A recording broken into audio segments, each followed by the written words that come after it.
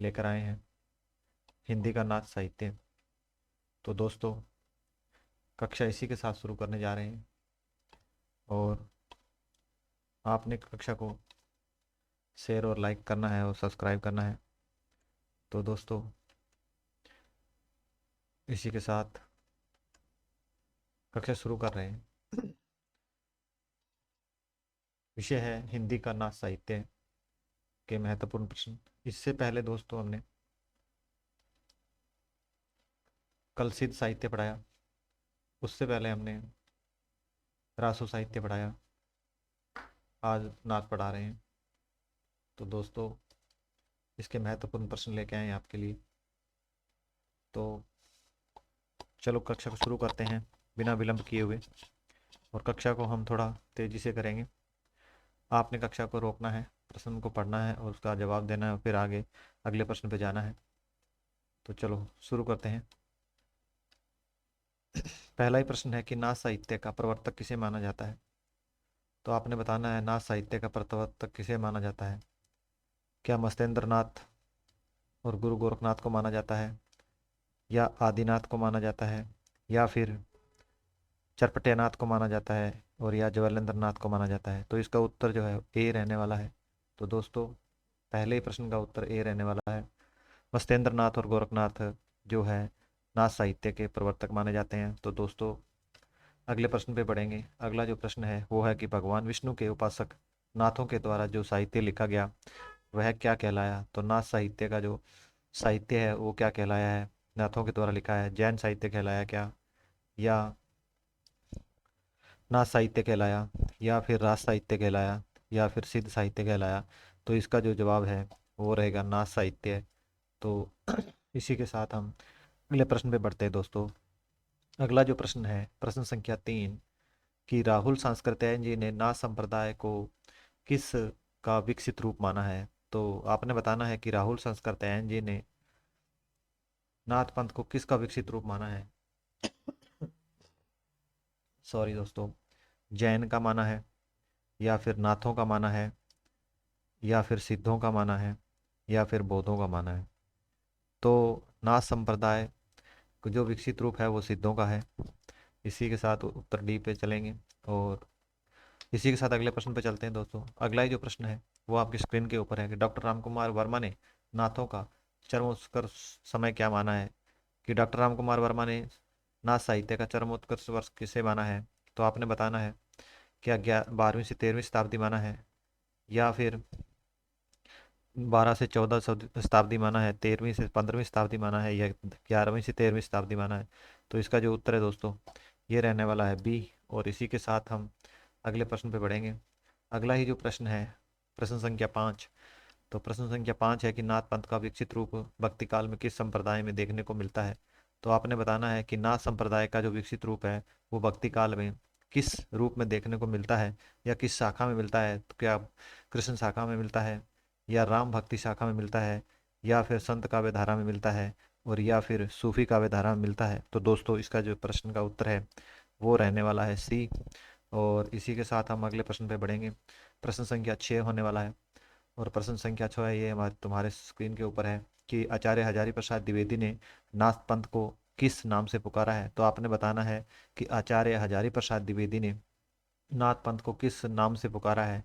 तो आपने देखना है कि सिद्ध मत, या योग संप्रदाय, या फिर सिद्ध सिद्ध मार्ग, और या अवधूत मत, या उसके बाद योग मार्ग, अवधूत संप्रदाय क्या कहा है। तो उन्होंने दोस्तों, इसी के साथ हम इसके उत्तर पे चलेंगे। उत्तर जो है इसका सी रहने वाला, डी रहने वाला है।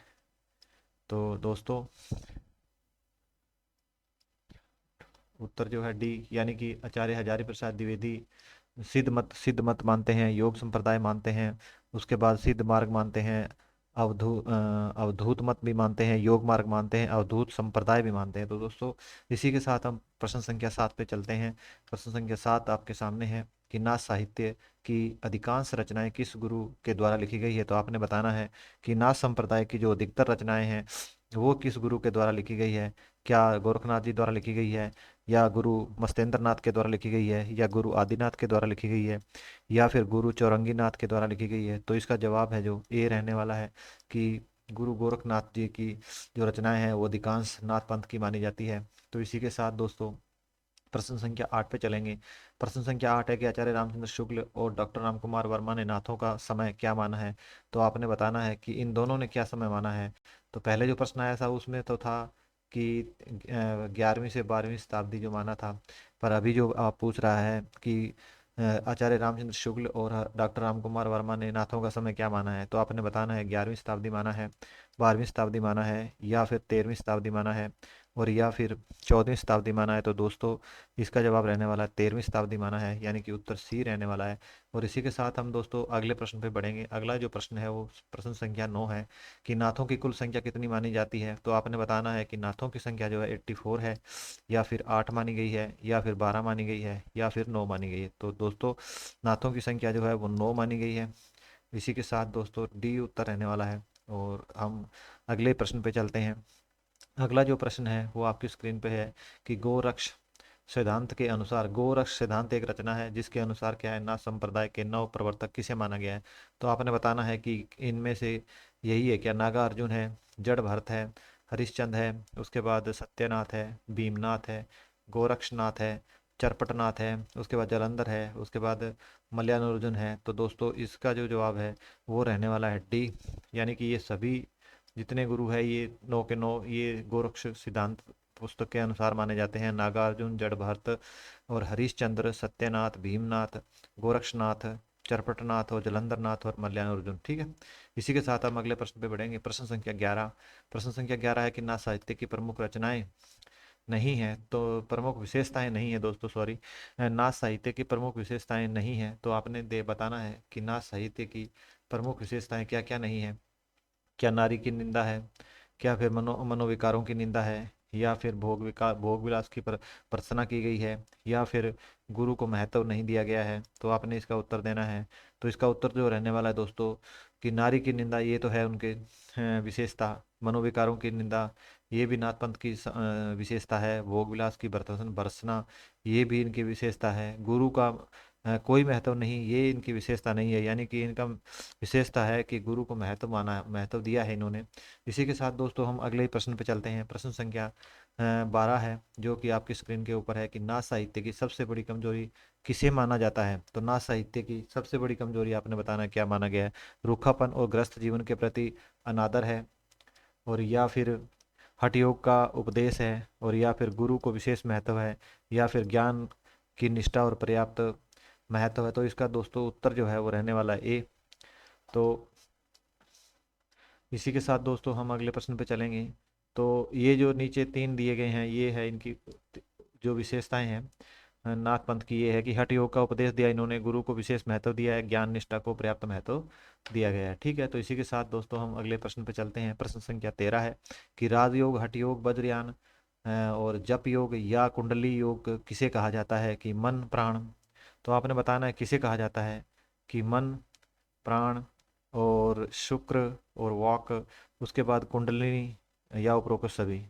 तो इसका उत्तर क्या रहने वाला है दोस्तों? इसका उत्तर जो रहने वाला है दोस्तों उपरोक्त सभी रहने वाला है, यानी कि उत्तर संख्या डी रहने वाला है। इसी के साथ हम प्रश्न क्रम संख्या 14 पे चलेंगे। प्रश्न जो है 14, गुरु गोरखनाथ की रचनाएं आपने बतानी है कि कौन कौन सी है।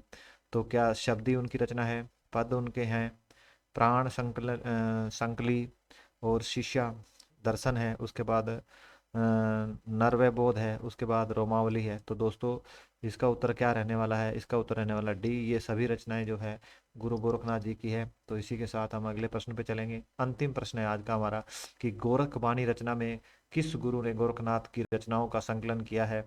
तो आपने ये बताना है कि गोरखबाणी जो रचना है किसने गुरु गोरखनाथ की रचनाओं का संकलन इस रचना में किया है? तो आपने बताना है क्या ये रामचंद्र शुक्ल जी हैं, क्या हजारी प्रसाद द्विवेदी जी हैं, क्या फिर ये डॉक्टर पीताम्बर दत्त बर्तवाल जी हैं, या डॉक्टर बच्चन हैं? तो इसका उत्तर जो रहने वाला है दोस्तों वो रहने वाला है सी। तो आज का जो सभी सवाल है वो 15 ही थे, और कक्षा संपूर्ण होने जा रही है। तो दोस्तों आज के साथ हमने नाथ पंथ को संप्रदाय को कंप्लीट कर लिया है, और इसी के साथ हम आगे बढ़ेंगे। तो हम कल जो है संत संप्रदाय के जो संत संप्रदाय है उसके बारे में पढ़ेंगे। तो इससे पहले हमने आदिकाल पे कम से कम 4 क्लासें बनाई है, उसके अंदर 4 में 15-60 क्वेश्चन है और लगभग एक भी पॉइंट उसमें जो मास्टर कैडर लेक्चर के लिए नहीं छूटने वाला है। तो कृपया चारों कक्षाओं को देखें, और कक्षा आपको पसंद आती है तो आपने चैनल को सब्सक्राइब करना है, लाइक करना है और शेयर कर देना है। और किसी प्रकार का भी दोस्तों सुझाव होने से आपने हमारे को सुझाव को कमेंट बॉक्स में लिख देना है, और ताकि हम आपको और अच्छे से पढ़ा सकें। और किसी प्रकार की क्लास में कोई कमी है तो आप हमें ज़रूर बताएं। तो दोस्तों